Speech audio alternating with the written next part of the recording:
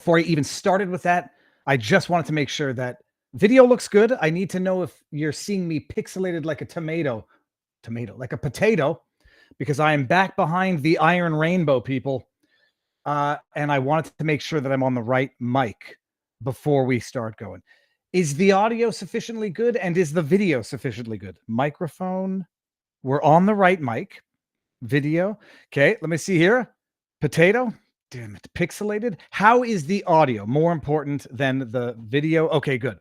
Pixelated. I've told all of the members of the household, including the house at which I'm a guest, to shut down all devices, swipe up the apps. I need all of the bandwidth of the internet for the next 2 hours. Okay, good. With that said, let's start with a video that's going to make you flipping angry. Here we go. This is the intro video. I shall bring myself out of the screen. Bring myself out of the screen, eh? How do I do this? Going to go disable camera. I know you can still hear me, so I'm not going to swear if things don't go as planned here. Listen to this. We're going to play this. You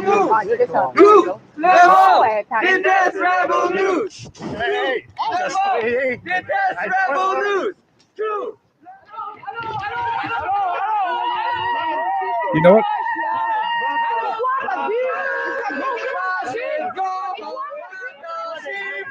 We're going to play Count the Crimes, all right? So far, we're up to 1. Spraying someone with an unknown substance is assault. I mean, I don't even know if that was spray paint, WD-40. I thought for a second it was pepper spray. There's 1.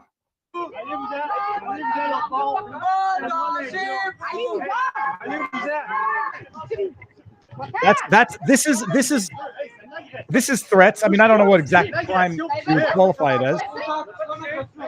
Brave men, very brave men.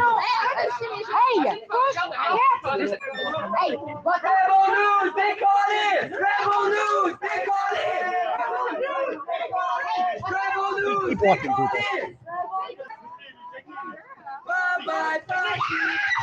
This is, by the way, there's 2 cops. There's 2 police officers right there. Let's just back it up again. Maybe the cops didn't see, right? Someone get assaulted with a liquid unknown that looks like paint. I guess Alexa's lucky that it wasn't acid.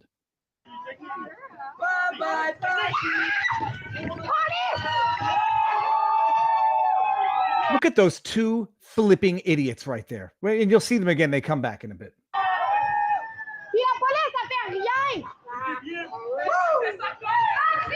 You hear the person go, woo! La police fait rien. Police are doing nothing. Woo!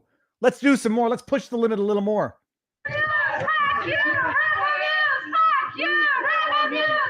Look at the cops in the corner.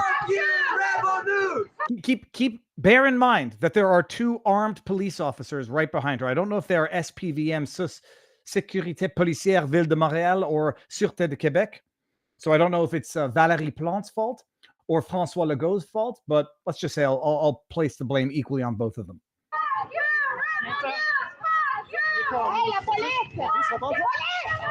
This is an attempted robbery and assault and battery.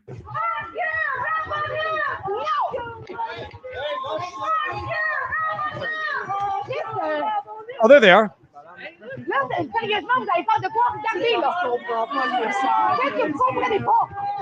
Here, by the way, just look at the guy on the left. Look at the cop on the left. I swear to you, if I didn't know any better, I'd say he's smiling. She says, "What do you not understand? What are you doing?" No, on a pas été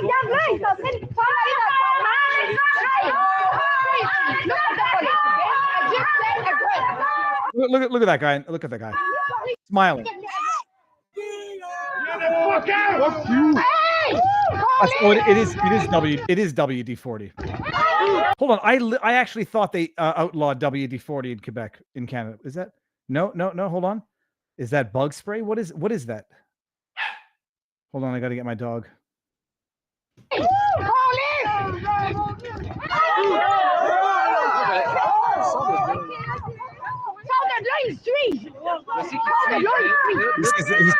says they're following me.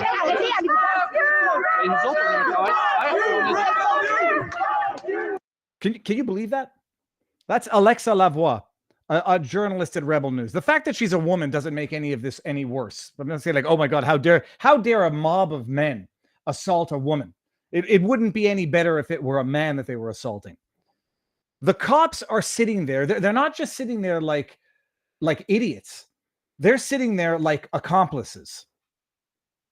I just spoke with Alexa before going live.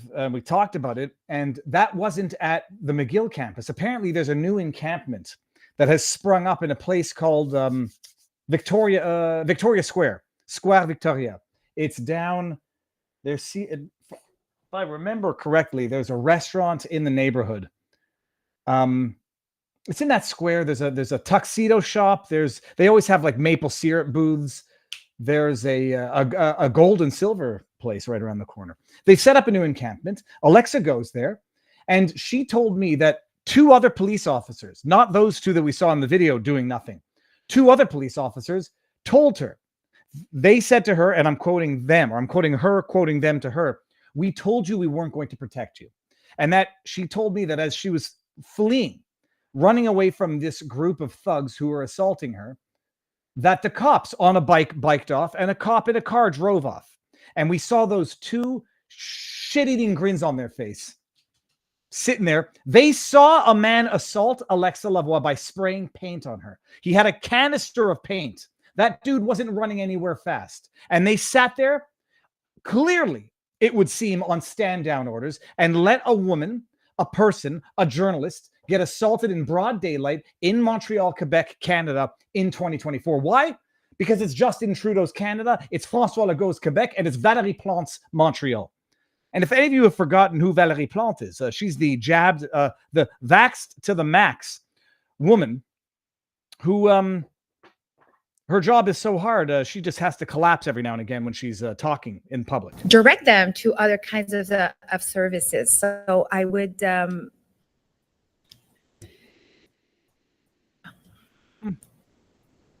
Maybe you need another shot. Oh non, je me sens pas bien. Oh non, je me sens pas bien. Oh no, I don't feel good. It's amazing, eh? The mayor was taking questions when she said she wasn't feeling well, and as you saw, she sat down on the floor. She was there for about 5 minutes with her staff around her before she got back on her feet and leaving apparently for her offices. Yeah, the official explanation was fatigue. I guess standing around and doing nothing while groups of masked men assault young women. It's a very tough job. And yeah, that is the woman. If you go Google Valérie Plante, you'll get many photos and tweets of her getting the jab, promoting the jab, requiring the jab as mandatory for city employees, and then just spontaneously collapsing. I forget what the medical condition is, but it's one of the most common side effects of the jibby jab. Dizzy spells or fainting when you get up too quickly, but not that that's what it was anyhow. So that's it. Good evening. Oh yeah, get over here. Oh yeah. This good dog sat in a car for 12 hours a day for 2 days as we drove from Florida to Canada, from the free state of Florida to the Maple Gulag, to the Iron Curtain, to Canada. And, it's good to see friends and it's good to see family.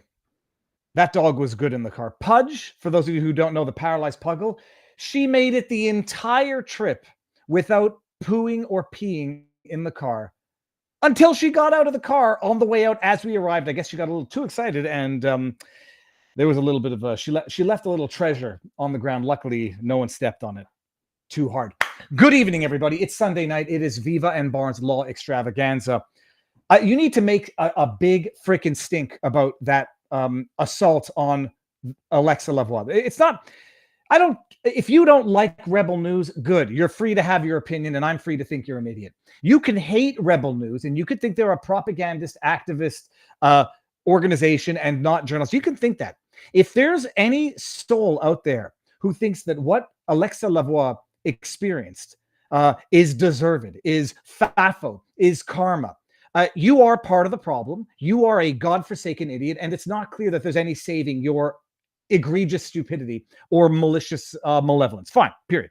With that said, to everyone else out there who's got half a brain, half a soul, and half an emoticon of decency. I don't even know if that's the right word. Who's got half a shred of decency. You need to make hell and make a stink over what we just witnessed. That was the most outrageous act of assault in broad daylight. And it's not just Antifa gonna Antifa. That's what they are. Thugs gonna thug. That's what they are. When you've got armed police officers sitting there with shit-eating grins on their face while they're watching Alexis, she's wiry, she's strong, but she's still nonetheless she's a healthy, skinny woman.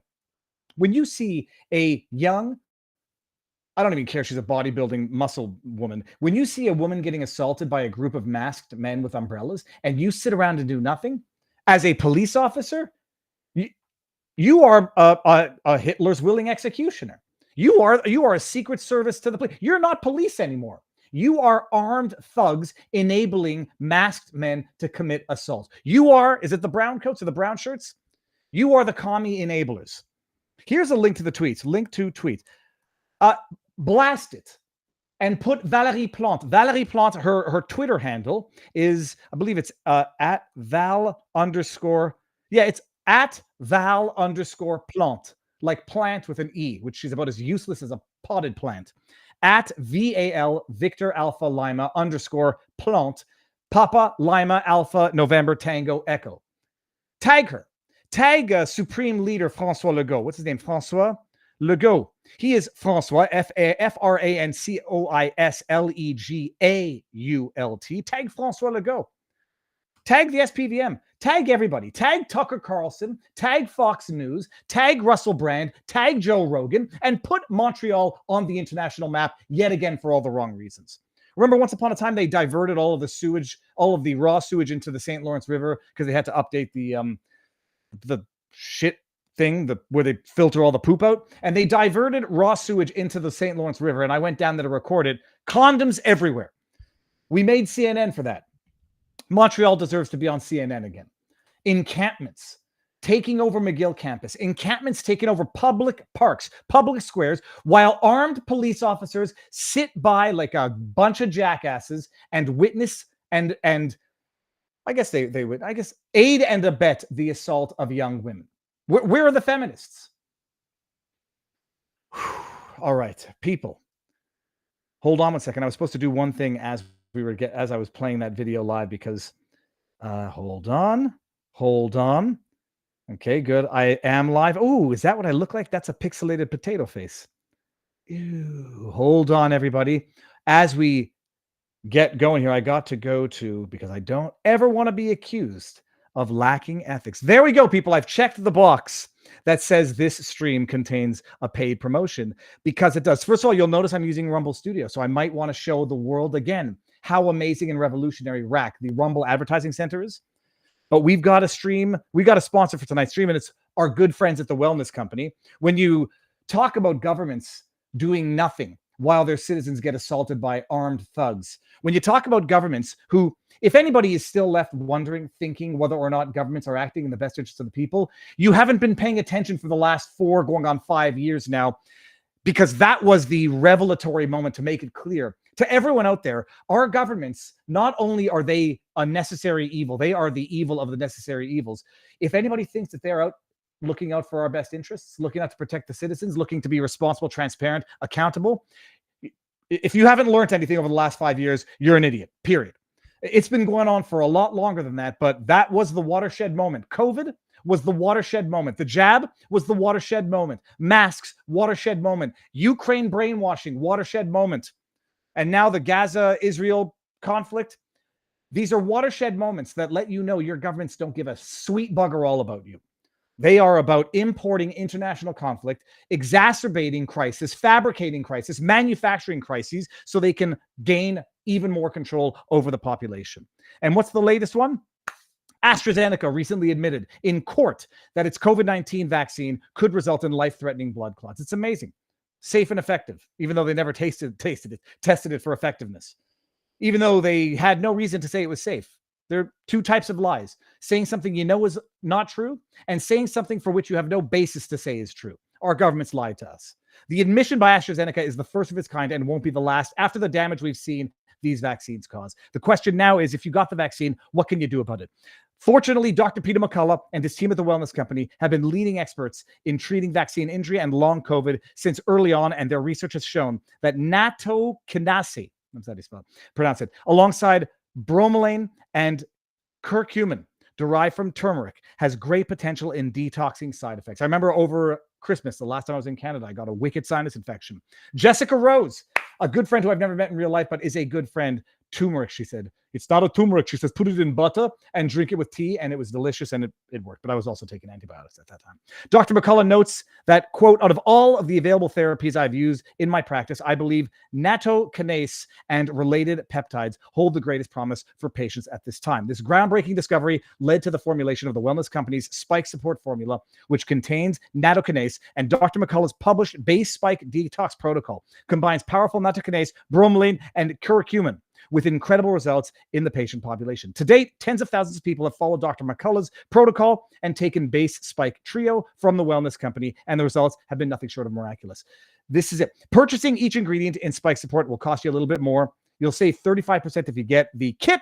In Dr. McCullough's own words, isn't it interesting? Natural substances to combat this man-made disaster. And is it interesting? A man-made virus and a man-made vaccine, both wreaking havoc on an unassuming population. But finally, there's hope. Base Spike Detox Trio is the gold standard for combating spike protein, a daily regimen to help you get back to feeling your best. Reclaim yours. Go to twc.health/Viva. Use promo code Viva, get 10% off and free shipping. TWC, the Wellness Company, Tango, Whiskey, Charlie, .health/Viva for 10% off and free shipping. Link is in the description. Thank you very much to the Wellness Company. Oh, now let me see here. How do I get this out? Stop this. And until Barnes gets here, we're going to have one heck of a show tonight. What happened over the weekend? Hold on. I had, let me see something here. Oh, sorry. Just to let everybody know how things work here. We start on YouTube, Rumble. We're on Twitter and vivabarneslaw.locals.com. We, after a certain point in time, vote with our feet, vote with our dollar, vote with our eyeballs. We're going to end on YouTube and Twitter and go over to Rumble and vivabarneslaw.locals.com. And then after that, we end on Rumble and we have a nice after party on vivabarneslaw.locals.com. Because I'm using Rumble Studio and the way it's set up, the after party exclusive at Locals is going to be only for supporters.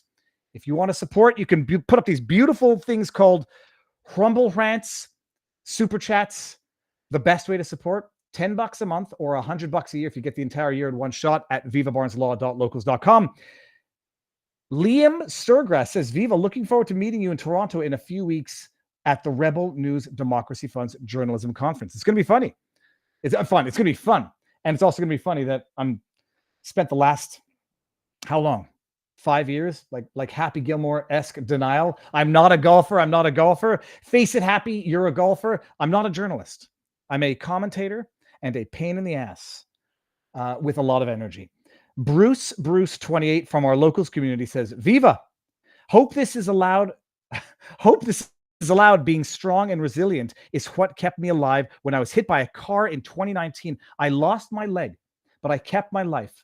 I want to extend a 20% discount for my online coaching services to this above average board. 20% off first 2 months, no long-term contracts. If you have your own setup or go to a gym, let me take you to the programming. And where's the other half of this?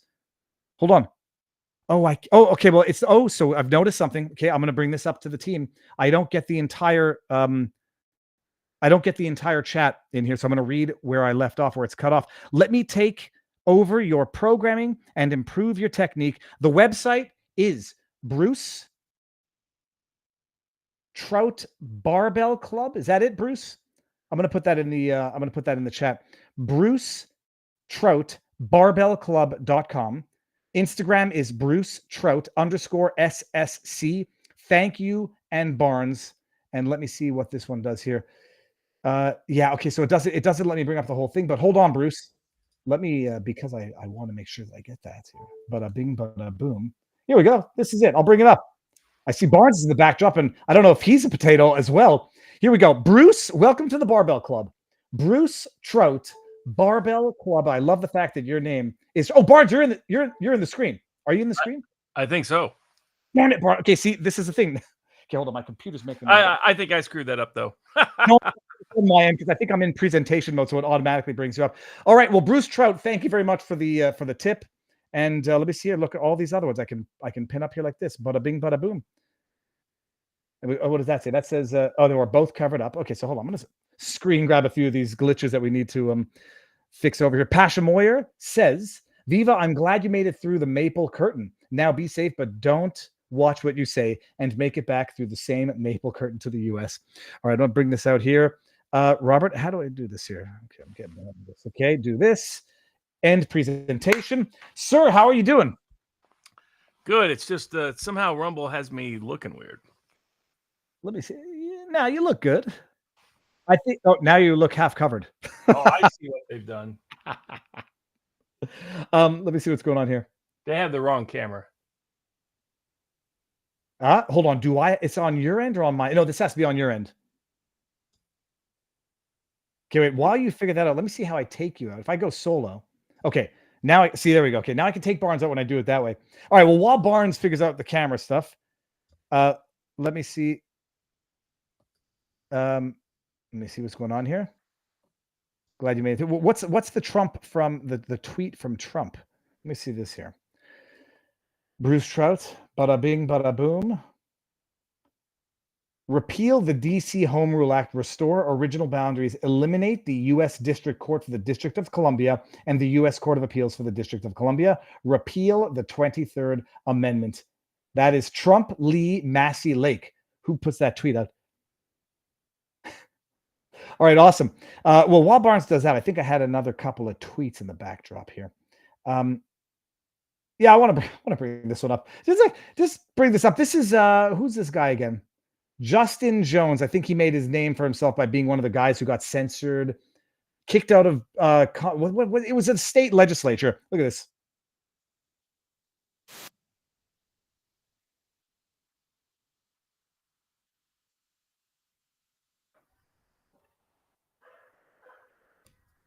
I gotta tell you, nothing says oppression.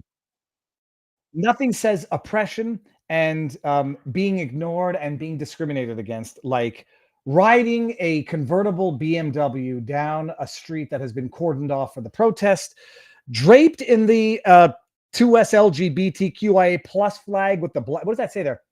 Does that say Black Lives Matter? Or what does that say on the car? Hold on, my dog wants to get out of here. Get out of here if you're not going to stay in here. Go, get out. Yeah, nothing says that you are being discriminated against like this. This is we need a month of awareness because apparently it's they're being mistreated and being discriminated against, being ignored and having their existence denied. Okay, Barnes is still trying to get up in the backdrop there. Let me make sure that we are live across all platforms. Shorty 2021. Look at this. Thank you very much. 2021 Shorty. Looks like $100 if I could. Yeah, my goodness. Thank you very much. Now I want to make sure that I'm getting all of these. So I'm going to go to Rumble and just make sure that all the rants are here. Okay, good. They're all of the rants are being brought up in local studio. And I need to go to rights management here. Okay, and do this here. Okay, sorry guys. We will get all of these things done at one point. Okay, good. Let me see if Barnes is in the backdrop. He's going to come in a second. Well, actually, so a little brief update on some law stuffs coming out of Canada. The McGill, just going back to the encampments, going back to Alexa Lavoie, Rebel News, and the legal side of all of this. Political commentary is one thing. McGill filed an injunction to get to break up the encampment. Now, you will recall that by the time Justin Trudeau invoked the Emergencies Act, to come down with an iron fist of fury and beat the ever-loving piss out of veterans and peaceful, freedom-loving Canadians, they had gotten an injunction at the Windsor blockade, which opened up that, not port of entry, but that, well, I guess port of entry is the word, into the States. They had gotten an injunction. The courts came down and said, yes, we are issuing an injunction to free up traffic on that blockade. And that ended the Windsor blockade. So by the time Trudeau invoked the Emergencies Act, because existing legislation and existing remedies were insufficient to rectify this, they had already used the court system to get an injunction enjoining the breaking up of the protest, the Windsor blockade. McGill filed an injunction or applied for an injunction to break up the encampment on McGill property. I think they raised some very bad arguments, clearly, because the court said, you raised bad arguments. And the reality is they did raise bad arguments. You go with, it's an emergency because of the risk of safety, which, though true, nothing has materialized at all. And I think it's very speculative and hypothetical. They raised the argument that it's going to impede on their ability to hold the graduation ceremonies, but they had already told the court they had found alternative venues for the graduation ceremonies, so there's no prejudice there. Recall that when you file for an injunction, if it's a provisional, it's got to be even more urgent. If it's an interlocutory, you've got to show color of right, balance of inconvenience. It's 4 criteria.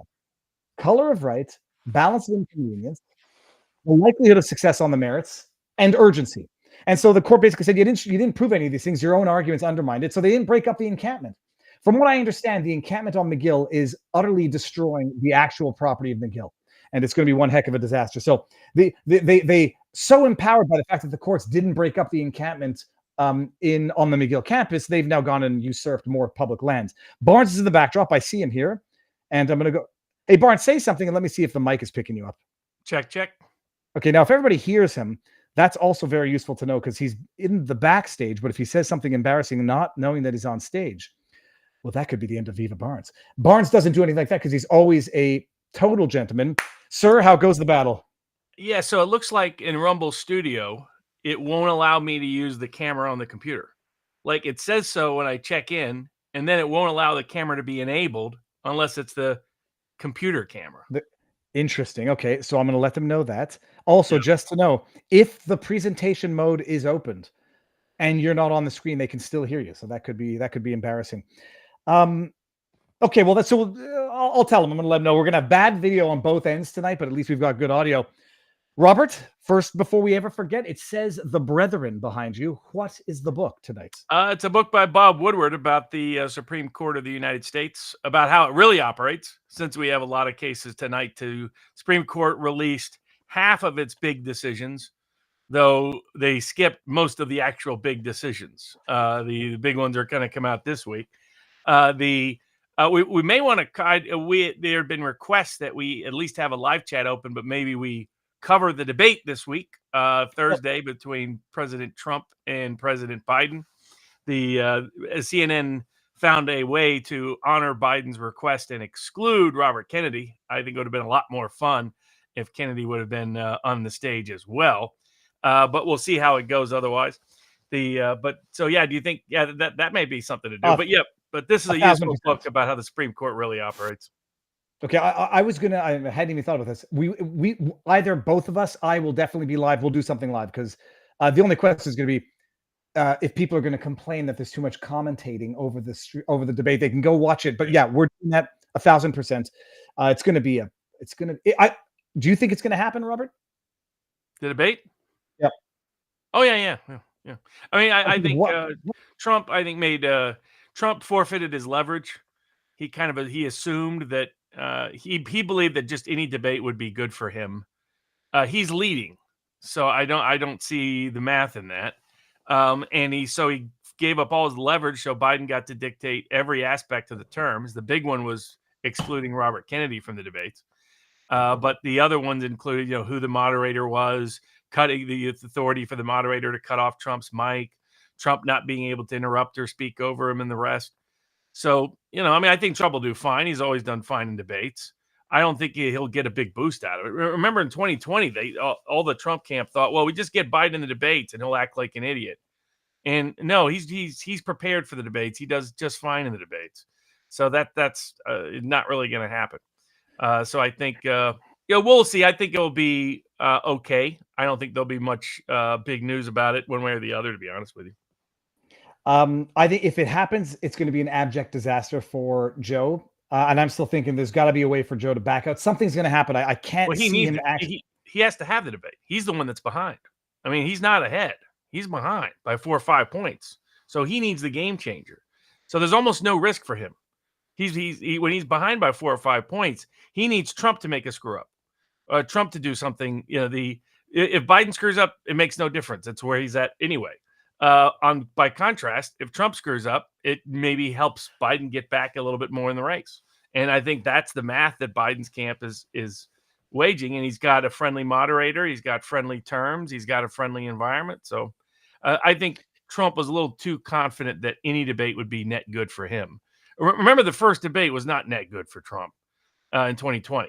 So I think I think he usually manages his leverage very well, but I did not think this was one instance of it. Okay, I'm gonna go out on another 10-1 long shot. If this is a sabotage for Joe Biden so that Gavin Newsom can get the nomination, it's going to go so badly for Joe that they're going to have to pull him, replace him with Gavin. I'm looking at my predicted. I'm down 50% on my Gavin Newsom prediction so far, but that's only because we're in the pennies. Yeah. So the other remaining decisions, the big ones that we thought were coming Thursday, they have to come down this week, right? This is the last week for decisions. No, sometimes they can come down the week after. All right. Well, is the barricade still set up in DC? Apparently not. Apparently that was a rumor, and no barricades actually have been set up. Well, let's see if they come back this week. Robert, okay, so what do we have on the menu for tonight? I mean, a bunch of Supreme Court decisions, some good, some bad, and what other fun stuff? Yeah, so we got immigration, taxes, jury trial rights, the confrontation clause, expert evidence, the Second Amendment, several Fourth Amendment cases, all from the Supreme Court of the United States. Some decent cases and some crap cases mixed in. We got they wussed out on a bunch of stuff. Then we have Kansas suing Pfizer. We have another Title IX decision out of the Sixth Circuit. Big vaccine mandates being overturned by the Sixth Circuit and the Ninth Circuit Court of Appeals this week. So some good white pills in all three of those cases. And I filed an appeal with the Third Circuit Court of Appeals on the Amish farmer Reuben King on whether or not the Second Amendment allows the federal government to make it a crime to sell guns to your neighbor without federal permission first. And we have Bannon's bail decision and drug testing, which has come up in the news in some other circles. It's fascinating. People who suddenly believe that anything the government tells you is reliable and trustworthy.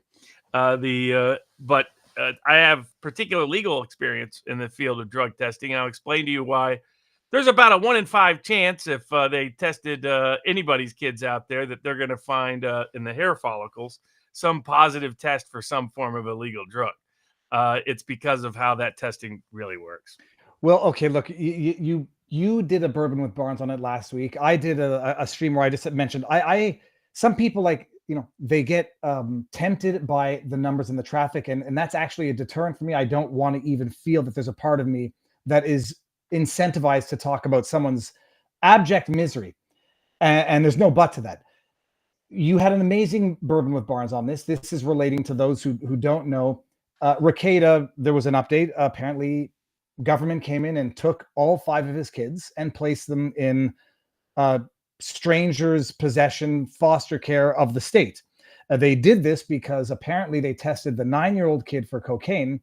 I don't even know nobody commentating on it has delved into what that means. What does that mean? Blood test? A urine test? Are they suggesting that the kid was taking cocaine?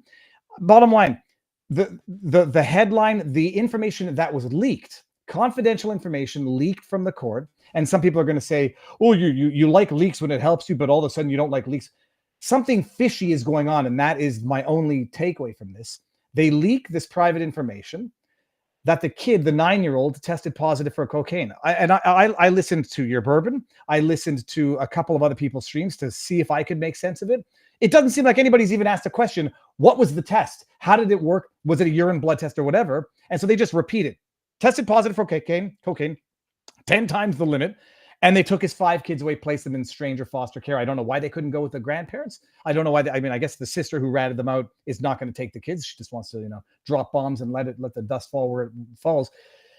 Tell us, so in your bourbon with Barnes, you mentioned it was a hair follicle test.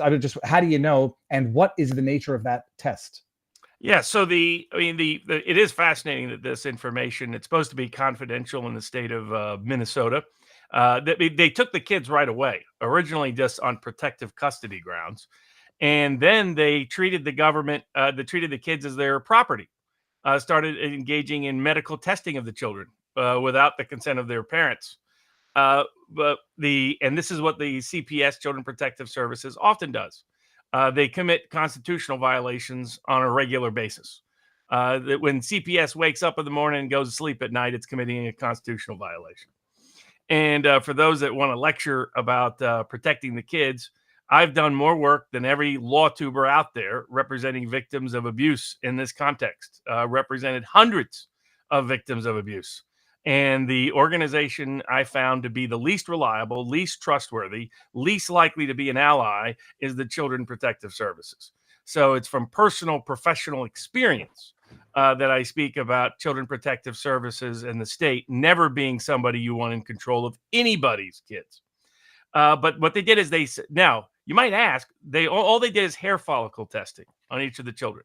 Why didn't they do blood testing? Why didn't they do urine testing? Why didn't they do saliva testing? I can tell you why. So about 20 years ago, they discovered hair follicle testing became a favorite of certain employers and other people, in part because it's cheap, but also because it creates one of the highest rates of false positives known to man. To give you an example, here's why CPS loved it. They found that 95% of kids who have a caregiver that has a drug abuse issue will test positive with the hair follicle test for the drugs. It's not because anybody thinks that any of the kids are using drugs. They can use that as evidence that the kid is around drugs and thereby say that the parent should be removed from the equation. And the government here always to help you out with that, foster parents. Maybe they'll take you down to Jerry Sandusky's little foster care provision. That's who the government tends to provide aid for your children for. All these people on their moral self-righteousness about, I care about the kids. No, you don't. You're a bunch of frauds. You don't know anything about this if you say that. But so 95% of kids tested positive when their parent was a drug user. So it isn't because 95% of the kids are using drugs. It's because hair follicle tests pick up drugs in the environment.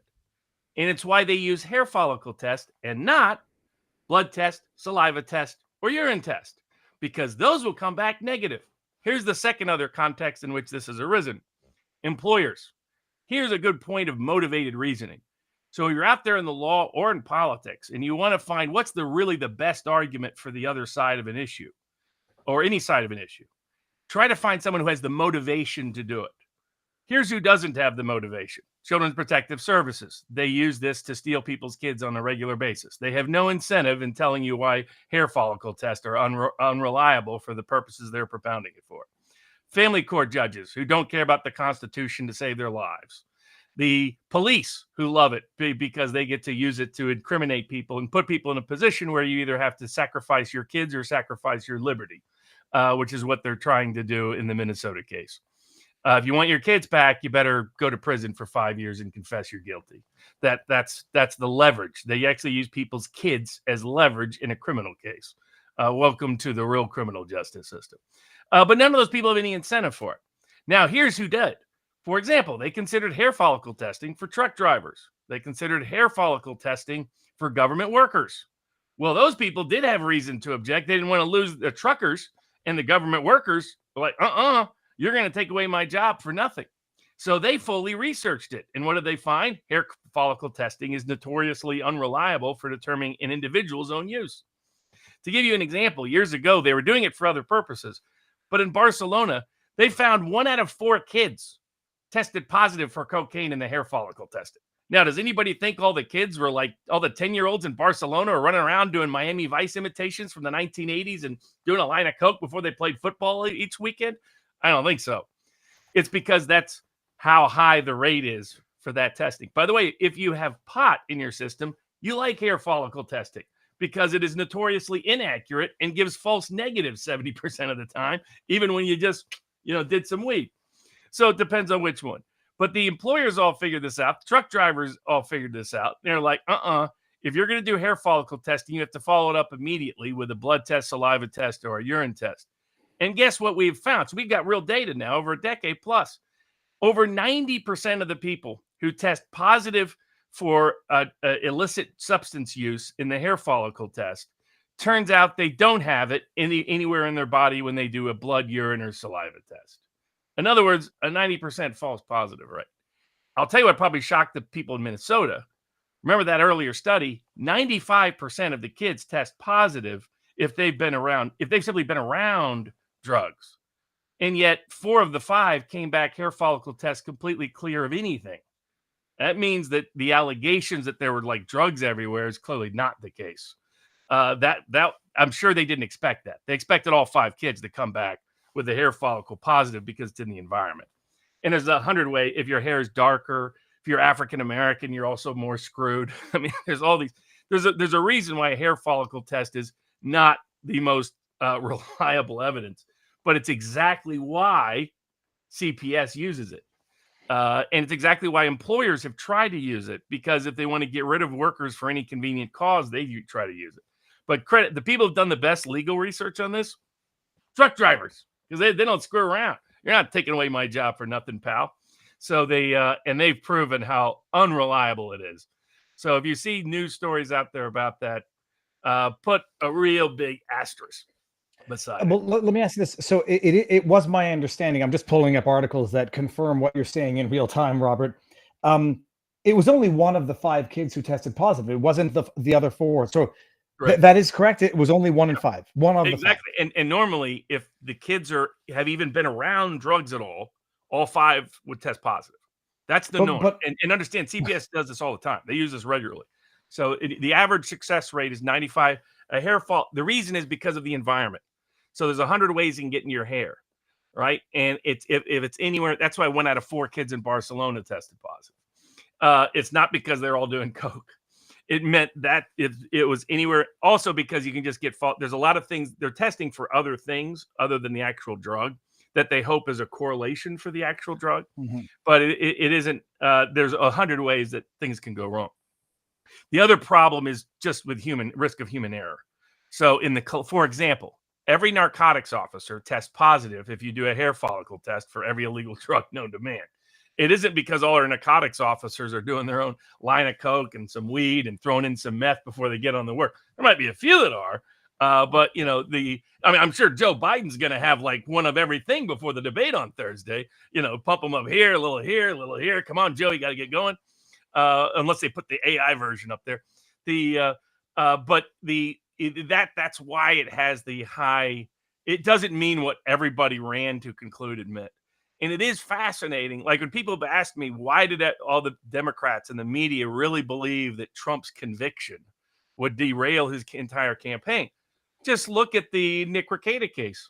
Everybody draws the worst possible conclusion from every government allegation and assumes it's absolutely true with zero skepticism whatsoever. It's what happened during the pandemic. I mean, everybody's okay. I mean, I told people it was a live Milgram experiment. I was just waiting for Fauci to come out and say the best way to avoid COVID is you need to walk everywhere, but only hop on 1 foot. And if you hop on 1 foot, you'll avoid the virus. And half of America would have been out hopping on 1 foot everywhere. The reason why they do it is because people are gullible. They usually believe whatever the government alleges about somebody. So you should always express skepticism about that, especially the way this was leaked. Everything about it screams this is a motivated effort to smear an individual and destroy his public reputation. And by the way, here's why the CPS does this to kids, to parents. They know that the typical reaction of, let's say someone does have a serious drug health issue. The normal reaction, if you take away their kids and subject them to criminal prosecution, is they often OD. They often go into a depressive cycle. And they know this and they do it deliberately. It gives you an idea of who the government is and who CPS is. They're filled with either lazy people who got there because of some special benefit or political connection, or sociopaths and abusive personalities. And I say this as someone who has defended and represented more victims of abuse than all the Law 2 people combined.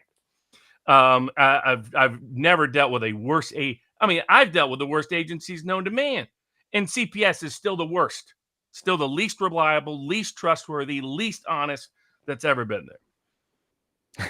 Barnes, they said Barnes reaching for a non-existent hair on his head really pleases me. If people want to test this, be careful about testing it, but test yourself or your own kid. Send it into one of these clinics and see here. How somebody might ask, how does CPS get away with it? They usually always go after poor and working class parents who have no political protection, no legal means to defend themselves, and often people that do have issues, that are not in the perfect mental health, that are not in the best position, physical health, but most particularly they don't have the financial means. And so I think they made a mistake here because Recusal does have means and is not showing a self-destructive, implosive reaction to all of this. But a lot of normal human beings would completely collapse. But Robert, how do they take away all 5 kids, one of whom is 16 years old, virtually old enough to be an emancipated minor? And then assert complete control over them so they get to do whatever test on them they want. And by the way, remember foster care systems, one of the issues we raised for Children's Health Defense against the FDA was in Texas, and this included Texas, foster care parents, as soon as they were in foster care coverage, they were getting the vaccine. Boom, boom, boom, boom. It's about government control. It's always been about government control. And that's why and it relates to other cases we've been talking about here. Like, why do they, we've been talking about people who have been prohibited from adopting, prohibited from operating as foster care parents if they don't have woke ideas, if they don't support any certain gender ideologies, if they have certain conservative religious beliefs. We've talked about that in multiple cases that have gone up, some to the Supreme Court of the United States. It's part of a broader pattern. They want the state thinks they should own your children, and they will use any mechanism possible to do it. And here, they're trying to greenlight their power while running somebody's leaking a smear campaign, because the only purpose of that is to smear the individual. They're putting out test results that are very misleading if you know anything about the context, and they're leaking things that are private and confidential. They're willing to embarrass a 9-year-old kid permanently in the public reputation just to gain a slight political advantage. And all the people that have jumped on this, Nate the lawyer, some other people that have jumped on this, should be ashamed of themselves. Well, Nate, we're not talking about the days when you used to frame people in New York and brag about it on TV. So unless you want everybody's worst garbage in front of everybody, maybe be a little careful before you celebrate this kind of bad behavior by the government. What do you know? First of all, I don't know what you know and what you can talk about. Is Nick able to talk to his kids when they're in foster care? Often it's only with supervised visitation. Imagine that. That's why I've told people many times, unless you think the case is an extreme abusive case, don't ever get the government involved. The government fails in all these kind of people that have substance abuse problems. It always gets worse.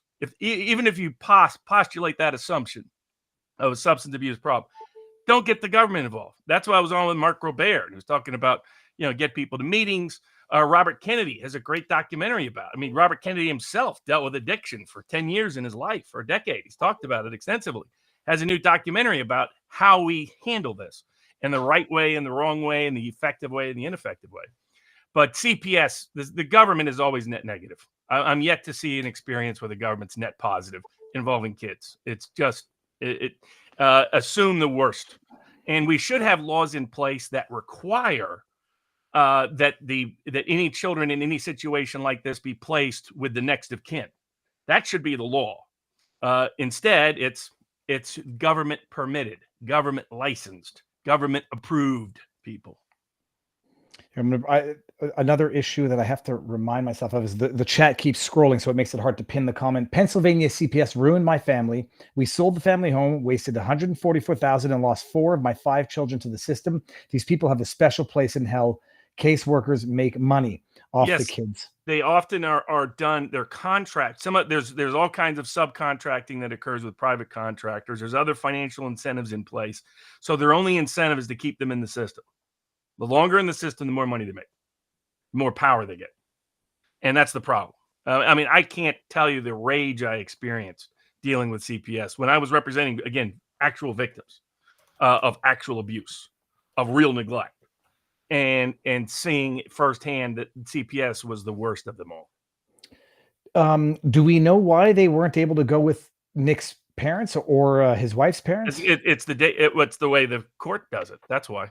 And part of it's the state law. Part of it's state law in all these places, but it's the court too. Which isn't even making certain constitutional findings that should be required before you take somebody's kids away. Are they all in the same place, or are the 5 kids split up? You don't know. It's Imagine if they did it to your kids or any. It would be a falling down moment. I mean, that would be where that drives people. Forget self-harm. That drives people to do terrible things. Yeah, exactly. Holy I mean, hell. that's the nature of it. I mean, and it's and they know that. I mean, by the way, same thing with federal prisons. Federal prisons, for example, know that they actually did the study. If they put up posters of people with, moms and with daughters and fathers with sons in federal prison, the original premise was it would encourage people to behave better because they would want to get out. They discovered it had just the opposite effect. It led to them being reminded of what they had lost and it being a very negative effect. So guess what federal prisons did? They doubled the number of such photos. That's who these people are. They don't understand the government people that control these agencies are pure sociopaths. They're the worst human beings on the planet. And you never want these people to have power if you actually care about the kids. Like I see a lot of these people grandstanding. I just care about the children. Blah, blah, blah. Well, if you actually care about the children, you would never want the children in the hands of the government. All right. That's a little side rant, a little random side rant. No, I know but it's morbidly depressing. You have people like Janeway, and I say this without judgment, Janeway. I'm going to pin it. I'm very mad at Nick for doing this to his family, and I have no doubt that his kids, that they might understand in the long run, but even if they understand, they're going to still blame Nick and their parents. Oh no, they'll blame the government. Trust me, it's the opposite. No, but they'll blame do both. Everybody who put him there. All the people who think they'll get rewarded. I've been through this. Many people can read The Blind Side. Michael Oher, his mother had a lot of issues. He kept trying to get back to his home. That's what kids want. They've studied. They took kids away from parents from parents that had drug issues, particularly pregnant mothers after they gave birth, and then some they didn't. Guess what they found? That when the kids that they took away, always worse off by every single metric 10 years later than the kids that they left with the parent. The outside of exceptional circumstances of extraordinary abuse, we should never have the government taking people's kids away. We should never have the government controlling people's children. Period. End of story. By the way, if everybody hears that noise, for some reason the charger on my computer is now totally messed up. I'll blame I don't know, something. So if you hear a bing bing, it's because the charger keeps going You're up there in and out. Tommy, though, right? Yes, Robert, and I got over the border. Going back into America is less of the risk. Being in Canada is the risk. They might determine that one of my tweets where I called Jagmeet Singh a motherfucker, they might consider that a hate crime these days. There's a good meme in our USA Now in local says, at this point, your blood is either boiling or it's clotting. It could be doing both, in which case you might want to thin your blood out with a little bit of Quebec gin. Drinking Nocotier tonight. It's a good gin. All right, so what we're going to do now, we'll do one subject because we talked about an unexpected, not on the topic list subject. Robert, New York nipple judge Engoron. This is an easy one to talk about. I put out a vlog today so people know the gist of what's going on. Trump he filed a motion for recusal of New York nipple judge Arthur Engoron in New York, alleging that Engoron had an ex parte, unlawful, unethical, not a collaboration, a consultation with a New York real estate attorney who, as it turns out, has sued Donald Trump 5 to 7 times. The lawyer, his name is something Bailey, Adam Bailey, sees the judge in the courthouse. Lord knows why Judge Engoron is just walking around to be seen by everybody. Says to his client, I got to go talk to Judge Engoron about this very pressing case that he's sitting on right now. Goes over to him, talks to him about how to issue a proper ruling because he's got to get this right. This is 3 weeks before the judge's ruling. The judge issues his ruling. The lawyer, Adam Bailey, for whatever the reason, is doing an interview or 2 interviews on CBS, NBC, CBC, not CBC, but one of the 3-letter agency news outlets in America, and brags to them about his ex parte meeting with Judge Engelron, how he just had to meet him, make sure that he gets it right because it's very important to him, yada, yada, yada. And then people pay attention. Trump's team files a motion for recusal because the judge still has some authority over some elements of the file. And apparently the judge is now under investigation as to whether or not he committed ethics violations or whatever, violated the rules. Tell everybody why this is so bloody egregious. This is not a disinterested expert in a case. Judge is not asking, for expert advice on a complex medical issue where judges are not in the best position to come to determinations of science. Doesn't disclose it to any of the parties. It becomes disclosed through the haughtiness and arrogance of the parties. And now they're asking for a recusal, which they probably won't get. But tell us why it's so bad and what do you think is going to happen? Well, I mean, it's what's a little corruption between friends?